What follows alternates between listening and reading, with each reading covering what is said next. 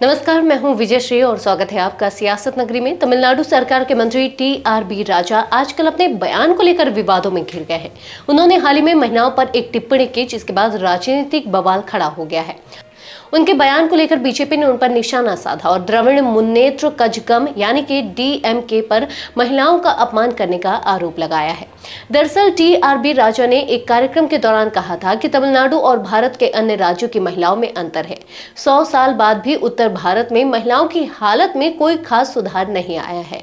उन्होंने कहा कि उत्तर भारत में जब किसी महिला से मुलाकात होती है तो अक्सर ये सवाल पूछा जाता है कि आपके पति कहाँ काम करते हैं, जबकि तमिलनाडु में महिलाओं से पूछा जाता है कि आप कहां काम करते हैं।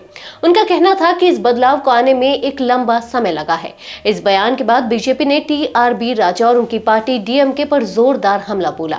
बीजेपी प्रवक्ता शहजाद पूनावाला ने कहा कि एक बार फिर डीएमके नेताओं ने सीमा लांघते हुए यूपी, बिहार समेत पूरे उत्तर भारत की महिलाओं का अपमान किया है। उन्होंने याद दिलाया कि पहले भी कांग्रेस और विपक्षी दलों के नेताओं ने बिहार और उत्तर भारत के खिलाफ आपत्तिजनक टिप्पणियां की थी। पूनावाला ने कहा कि कांग्रेस ने बिहार को बीड़ी कहा था। तेलंगाना के मुख्यमंत्री रेवंत रेड्डी ने बिहार के डीएनए पर सवाल उठाए थे और डीएमके नेताओं ने यह तक कहा था कि बिहार के लोग शौचालय साफ करते हैं। अब उत्तर भारत की महिलाओं को लेकर इस तरह की टिप्पणी की गई है। बीजेपी ने विपक्षी दलों को घेरते हुए सवाल किया है कि आखिर तेजस्वी यादव और अन्य नेता इस पर चुप क्यों हैं। पार्टी का कहना है कि जब भी उत्तर भारत और खासकर बिहार, यूपी की महिलाओं का अपमान होता है तो विपक्ष के बड़े नेता खामोश क्यों रहते हैं। टीआरबी राजा के इस बयान ने दक्षिण और उत्तर भारत के बीच महिलाओं की स्थिति को लेकर बहस को हवा देती है।